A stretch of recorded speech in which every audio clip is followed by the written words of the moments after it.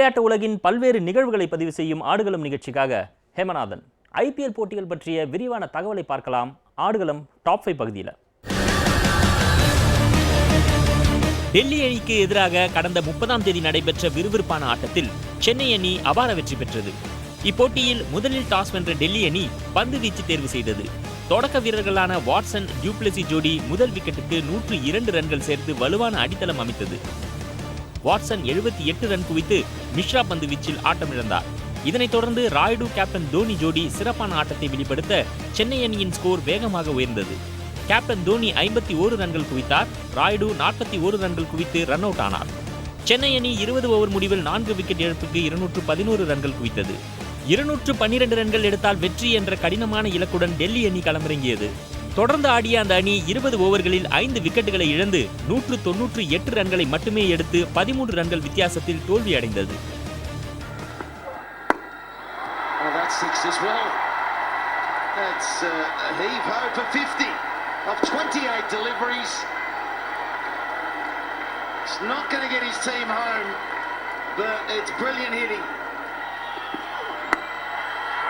And that's it, last ball of the game, CSK, they're back on track.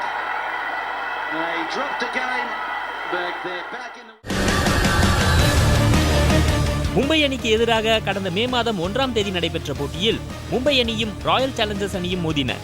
இதில் toss வென்ற மும்பை அணி captain Rohit Sharma பந்து வீச்சை தேர்ந்தெடுத்தார். முதலில் ஆடிய பெங்களூரு அணி ஆமை வேகத்தில் ரன்கள் சேர்த்தது. இருந்தாலும் 20 ஓவர்கள் முடிவில் பெங்களூரு அணி 7 விக்கெட் இழப்பிற்கு 167 ரன்கள் எடுத்தது. இதில் ஓரா 45 ரன்களும் மெக்கல்லம் 37 ரன்களும் எடுத்தனர். இதையடுத்து எளிய இலக்கை நோக்கி களமிறங்கிய மும்பை அணி வீரர்கள் அடுத்தடுத்து ஆட்டமிழக்க அந்த அணி 20 ஓவர்கள் முடிவில் 7 விக்கெட் இழப்பிற்கு 153 ரன்கள் மட்டுமே எடுத்து 14 ரன்கள் வித்தியாசத்தில் தோல்வியடைந்தது.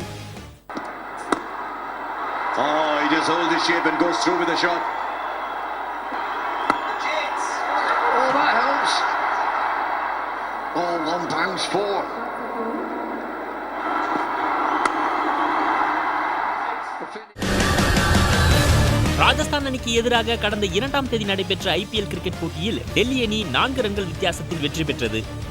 ஆட்டம் தொடங்கும் நேரத்தில் மழை குறுக்கிட்டதால் போட்டி தலா 18 ஓவர்கள் கொண்டதாக குறைக்கப்பட்டது. ராஜஸ்தான் அணி டாஸ் வென்று முதலில் பந்து வீச்சை தேர்வு செய்தது. முதலில் பேட்டிங் செய்த டெல்லி அணி 17.1 ஓவரில் 6 விக்கெட்டுகள் இழந்து 196 ரன்கள் இருந்தபோது மீண்டும் மழை குறுக்கிட்டது. டெல்லி அணி பேட்டிங்கில் இளம் வீரர்கள் பிருத்திவி ஷா 25 பந்தில் 47 ரன்னும், கேப்டன் ஸ்ரேயாஸ் ஐயர் 35 பந்தில் 50 ரன்னும் குவித்தனர். ரிஷப் பந்த் 29 பந்துகளில் 69 ரன்கள் குவித்தார். பின்னர் டக்வர்த் லூயிஸ் முறையில் ராஜஸ்தான் அணிக்கு 12 ஓவர்களில் 151 ரன்கள் இலக்கு நிர்ணயிக்கப்பட்டது. ராஜஸ்தான் அணியின் தொடக்க வீரர்களான ஜோஸ் பட்லர் அதிரடியாக 26 பந்துகளில் 67 ரன்களும், டார்ச்சி ஷாட் 25 பந்துகளில் 44 ரன்கள் எடுத்தும் ஆட்டமிழந்தனர். அந்த அணி 12 ஓவர்களில் 5 விக்கெட்டுகளை இழந்து 146 ரன்கள் மட்டுமே எடுத்து தோல்வியடைந்தது.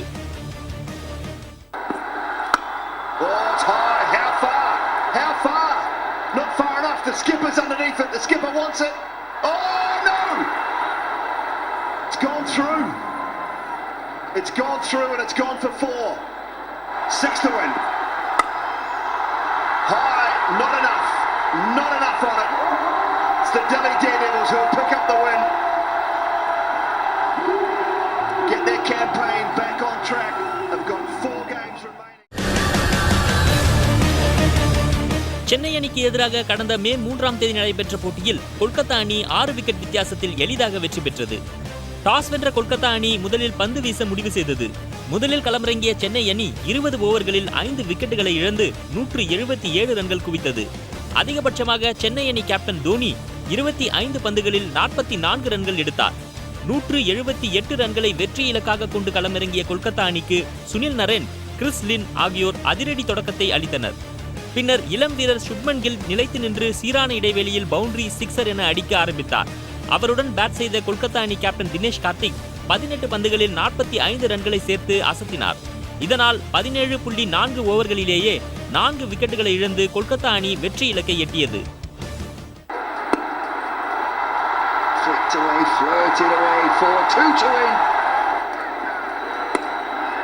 Slow delivery, just outstretched. This will be it. Captain has been fabulous. Punjab அணிக்கு எதிராக கடந்த 4ஆம் தேதி நடைபெற்ற ஐபிஎல் கிரிக்கெட் போட்டியில் மும்பை அணி அபார வெற்றி பெற்றது. டாஸ் வென்ற மும்பை அணி ஃபீல்டிங்கை தேர்வு செய்தது. முதலில் களமிறங்கிய பஞ்சாப் அணியின் தொடக்க வீரர்களான ராகுல், கிறிஸ் கெயில் ஆகியோர் அதிரடி ஆட்டத்தை வெளிப்படுத்தினர். பஞ்சாப் அணி 20 ஓவர்கள் முடிவில் 6 விக்கெட் இழப்பிற்கு 174 ரன்கள் எடுத்தது. அதிகபட்சமாக கிறிஸ் கெயில் 40 பந்துகளில் 50 ரன்னும், ஸ்டான்லிசஸ் 15 பந்துகளில் 29 ரன்னும் எடுத்தனர்.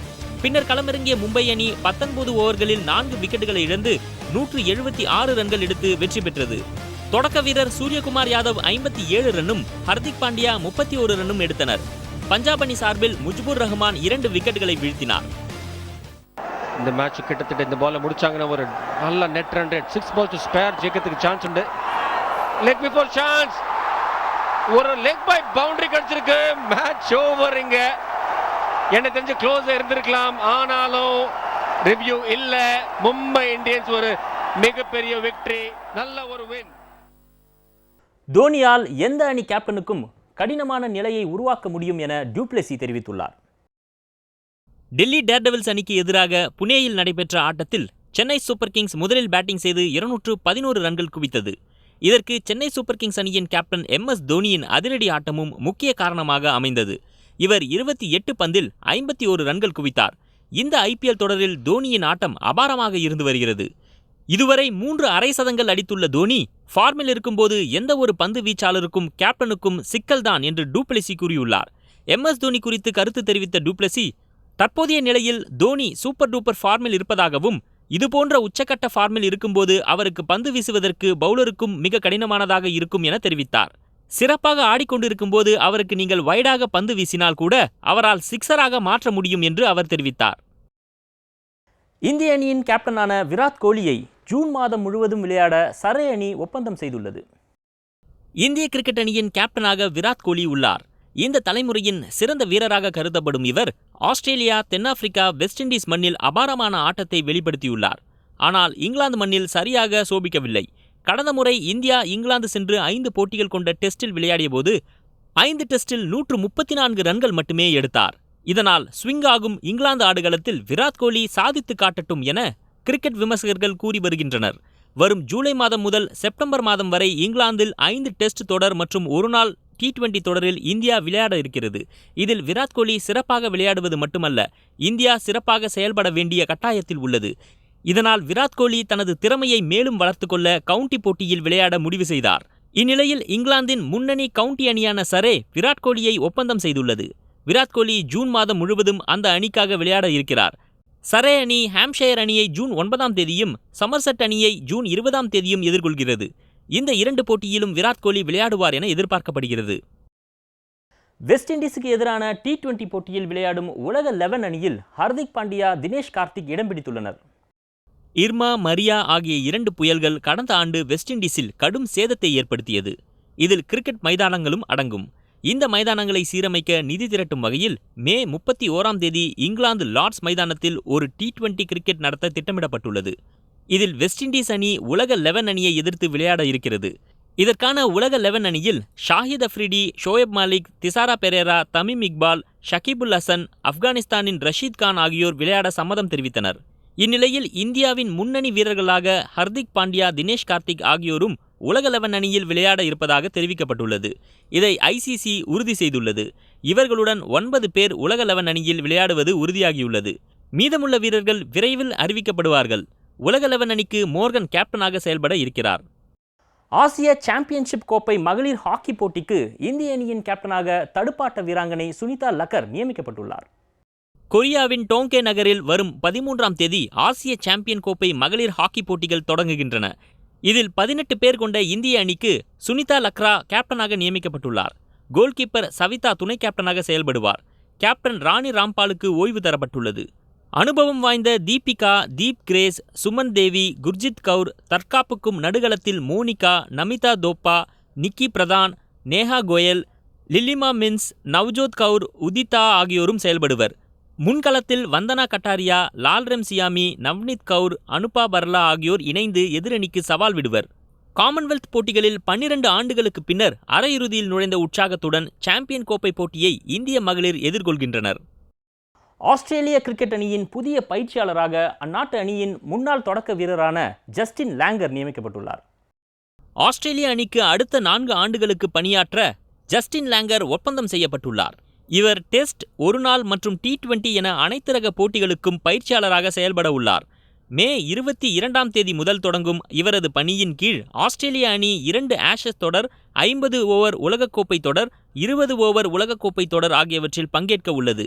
ஆஸ்திரேலிய அணிக்காக 105 டெஸ்ட், 8 ஒருநாள் போட்டிகளில் களமிறங்கியுள்ள ஜஸ்டின் லாங்கர் 7696 ரன்கள் குவித்துள்ளார்.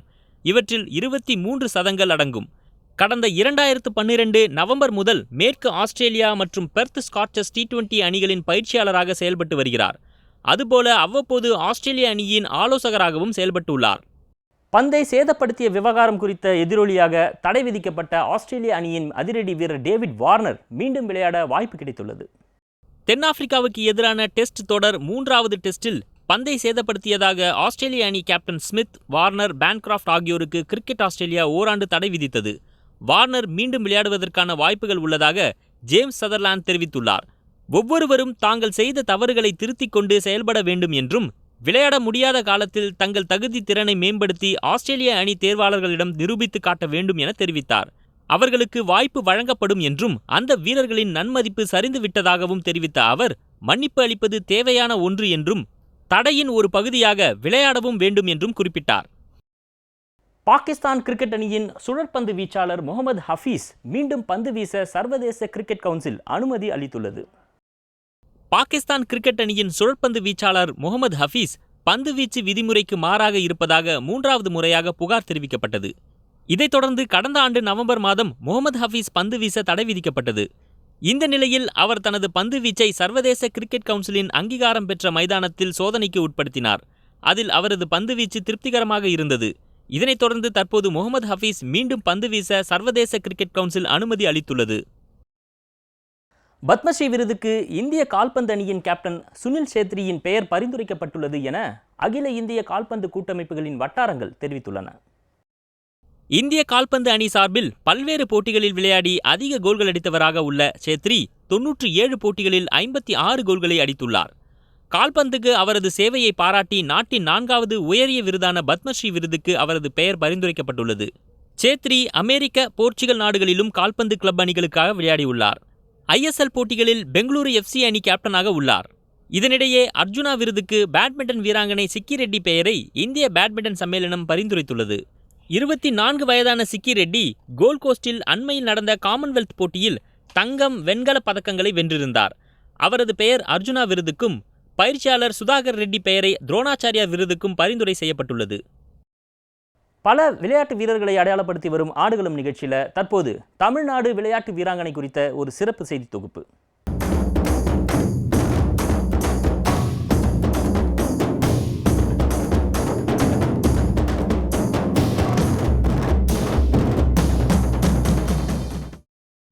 ஐஸ்லாந்தில் உலகக்கோப்பை சேட்டலைட் வாள்வீச்சு பந்தயம் நடைபெற்று வருகிறது.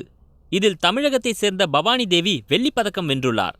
அவர் காலிறுதியில் வெனின்சுலா வீராங்கனை பேரட் டாரஸை 15-9 என்ற கணக்கிலும், அரையிறுதியில் இத்தாலியைச் சேர்ந்த கியூலோவை 15-10 என்ற கணக்கிலும் வீழ்த்தினார். இறுதிப் போட்டியில் அமெரிக்க வீராங்கனை அலெக்சஸ் ப்ரௌவிடம் 10-15 என்ற கணக்கில் தோற்று வெள்ளிப்பதக்கம் பெற்றார். வெள்ளிப்பதக்கம் வென்ற பவானி தேவிக்கு வாழ்த்துக்கள் குவிந்து வருகின்றன. எல்லாருக்கும் வணக்கம். நான் Bhavani Devi, fencing player. April 28ஆம் தேதி ஐஸ்லாண்டில் நடந்த சேபர் சேட்டலைட் வேர்ல்ட் கப் காம்படிஷனில் இண்டிவிஜுவல் கேட்டகரியில் எனக்கு சில்வர் மெடல் கிடச்சிருக்கு. 2வது முறையாக இண்டிவிஜுவல் கேட்டகரியில் மெடல் வாங்கினது எனக்கு ரொம்ப சந்தோஷமாக இருக்குது. மறைந்த மாண்புமிகு முன்னாள் முதலமைச்சர் மேடம் ஜெயலலிதா அவர்கள் மூலயமா என்னை எலைட் ஸ்கீமில் இடம்பெற முடிஞ்சது. அந்த ஸ்கீம்லேருந்து வர ஃபண்ட்ஸ் மூலயமா என்னோட பர்ஃபார்மன்ஸ் இம்ப்ரூவ் பண்ணுறதுக்கு எனக்கு ரொம்ப உதவியாக இருந்தது. இன்டர்நேஷ்னல் கேம்ப்ஸும் காம்படிஷன்ஸும் நிறைய பார்ட்டிசிபேட் பண்ணி எனக்கு என்னோடய பர்ஃபார்மன்ஸ் இம்ப்ரூவ் பண்ணுறதுக்கு ரொம்ப உதவியாக இருந்தது. தமிழ்நாடு கவர்மெண்ட் அவங்களுக்கு நான் ரொம்ப நன்றி சொல்லிக்கிறேன். அப்புறம் என்னோடய கோச்சஸ், என்னோடய பேரண்ட்ஸ், என்னோடய டீம்மேட்ஸ் எல்லாருக்குமே நான் நன்றி சொல்லிக்கிறேன். கண்டிப்பாக எல்லாரோட சப்போர்ட் இருந்தனால மட்டும்தான் என்னால் இண்டிவிஜுவலில் மெடல் வின் பண்ண முடிஞ்சது. கண்டிப்பாக உங்கள் எல்லாருடைய சப்போர்ட் எனக்கு கண்டினியூஸாக தேவை. இன்னும் நிறைய இன்டர்நேஷ்னல் மெடல்ஸ் நம்ம நாட்டுக்காக வின் பண்ணி கொடுக்கணும்னு என்னோட ஆசை. மறுபடியும் உங்கள் எல்லாருக்குமே நான் நன்றி சொல்லிக்கிறேன். நன்றி. ஊழல் புகார் எதிரொலியாக பிரேசில் கால்பந்து கூட்டமைப்பு தலைவர் மார்க்கோ போலோவுக்கு வாழ்நாள் தடை விதித்து ஃபிஃபா அறிவிப்பு வெளியிட்டுள்ளது. ஃபிஃபாவின் நெறிமுறைகள் வழிகாட்டுதல்களை மீறி மார்க்கோ போலோ பல்வேறு ஊழல் முறைகேடுகளில் ஈடுபட்டுள்ளார். இது தொடர்பாக நடந்த விசாரணையில் இது உறுதி செய்யப்பட்டுள்ளதால் இந்த நடவடிக்கை எடுக்கப்பட்டுள்ளது. பல்வேறு போட்டிகளில் ஒளிபரப்பு உரிமைகள் உட்பட பல்வேறு ஒப்பந்தங்கள் வழங்குவதிலும் அவர் ஊழல் புரிந்துள்ளார்.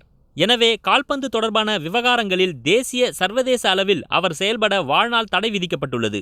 மேலும் 1 மில்லியன் யூரோ அபராதம் செலுத்தவும் உத்தரவிடப்பட்டுள்ளது. லாலிகா கோப்பையை வென்ற பார்சிலோனா வீரர்களுக்கு ரசிகர்கள் உற்சாக வரவேற்பு அளித்துள்ளனர். கடந்த ஞாயிற்றுக்கிழமை டிபோர்டோவோ அணிக்கு எதிராக நடந்த போட்டியில் பார்சிலோனா அணி 4-2 என்ற கோல் கணக்கில் அபார வெற்றி பெற்றது. இந்த வெற்றியின் மூலம் 86 புள்ளிகளை பெற்றுள்ள பார்சிலோனா அணி லாலிகா கோப்பையை 25வது முறையாக கைப்பற்றியது. இதன் மூலம் கடந்த 10 சீசன்களில் பார்சிலோனா அணி தனது 7வது லாலிகா கோப்பையை கைப்பற்றி புதிய சாதனை படைத்தது. இந்நிலையில் 25வது முறையாக லாலிகா கோப்பையையும் தொடர்ந்து 4வது முறையாக கோப்போ டெல்ரே கோப்பையையும் வென்ற பார்சிலோனா அணிக்கு அந்த அணியின் ரசிகர்கள் சிறப்பான வரவேற்பு அளித்தனர். இதற்காக மேற்கூரை இல்லாத சிறப்பு பேருந்து ஏற்பாடு செய்யப்பட்டிருந்தது. மேலும் இந்த சீசனோடு பார்சிலோனா அணியிலிருந்து விலகுவதாக அறிவித்துள்ள அந்த அணியின் கேப்டனான நட்சத்திர வீரர் ஆண்ட்ரே இனிஸ்ட்ராவுக்கும் ரசிகர்கள் தங்களது வாழ்த்துக்களை தெரிவித்தனர். சீனாவில் நடைபெற்ற ஆசிய சாம்பியன்ஷிப் போட்டியில் இந்தியாவை சேர்ந்த சாய்னா நேவால் மற்றும் பிரணாய் ஆகியோர் வெண்கலப் பதக்கம் வென்றுள்ளனர். ஆசிய சாம்பியன்ஷிப் போட்டிகள் சீனாவில் நடைபெற்றன. இதில் வுஹான் நகரில் நடைபெற்ற மகளிர் அரையிறுதிப் போட்டியில் இந்தியாவை சேர்ந்த சாய்னா நேவாலும் சீனா தைப்பையை சேர்ந்த நடப்பு சாம்பியனான தாய் சூ இங்கும் மோதினர்.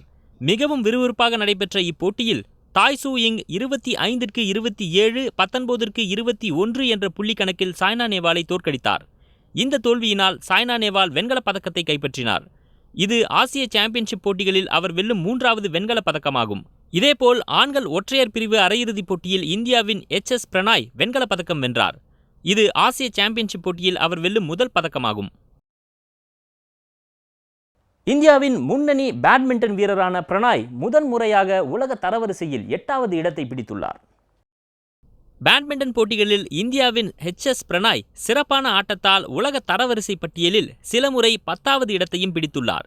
இந்நிலையில் கடந்த வாரம் நடைபெற்ற ஆசிய பேட்மிண்டன் சாம்பியன்ஷிப் தொடரில் வெண்கலப் பதக்கம் வென்றார். இதனால் 8வது இடத்திற்கு முன்னேறியுள்ளார். முதன்முறையாக உலக தரவரிசையில் 8வது இடத்தை பிடித்து அசத்தியுள்ளார். மற்றொரு முன்னணி வீரரான ஸ்ரீகாந்த் கிடாம்பி 5வது இடத்தில் இருந்து 3வது இடத்திற்கு முன்னேறியுள்ளார். ஆசிய சாம்பியன்ஷிப்பில் 1965 தினேஷ் கண்ணா தங்கப் பதக்கமும் அனுப் ஸ்ரீதர் 2007 வெண்கலப் பதக்கமும் வென்றுள்ளனர். தற்போது 3வது நபராக பிரணாய் பதக்கம் வென்றுள்ளார் என்பது குறிப்பிடத்தக்கது. ஹங்கேரி தலைநகர் புடாபெஸ்டில் வரும் ஆகஸ்ட் மாதம் நடைபெறவுள்ள AIPA உலக யூத் குத்துச்சண்டை சாம்பியன்ஷிப் போட்டியில் இந்தியா சார்பில் 16 பேர் பங்கேற்கின்றனர். ஹங்கேரி தலைநகர் புடாபெஸ்டில் வரும் ஆகஸ்ட் மாதம் நடைபெறவுள்ள AIBA உலக யூத் குத்துச்சண்டை சாம்பியன்ஷிப் போட்டியில் 10 வீராங்கனைகள் உட்பட மொத்தம் 16 வீரர்கள் கலந்து கொள்கின்றனர். மகளிர் பிரிவில் உலக சாம்பியன்கள் நித்து, சாக்ஷி, தேசிய சாம்பியன் ஜோனி ஆகியோர் பங்கேற்கின்றனர். ஆடவர் பிரிவில் அங்கித், பவேஷ் கட்டிமானி, ஆகாஷ் குமார் உள்ளிட்ட 6 பேர் பங்கேற்கின்றனர்.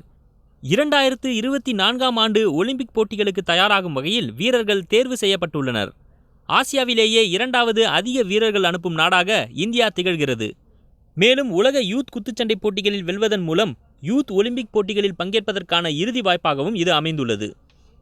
உலக டேபிள் டென்னிஸ் சாம்பியன்ஷிப்பில் இந்திய ஆண்கள் அணி ஆஸ்திரேலியாவிடம் தோல்வியடைந்தது. ஸ்வீடனில் அணிகளுக்கு இடையேயான உலக டேபிள் டென்னிஸ் சாம்பியன்ஷிப் போட்டி நடக்கிறது. இதில் இந்திய ஆண்கள் அணி டி பிரிவில் இடம்பெற்றுள்ளது.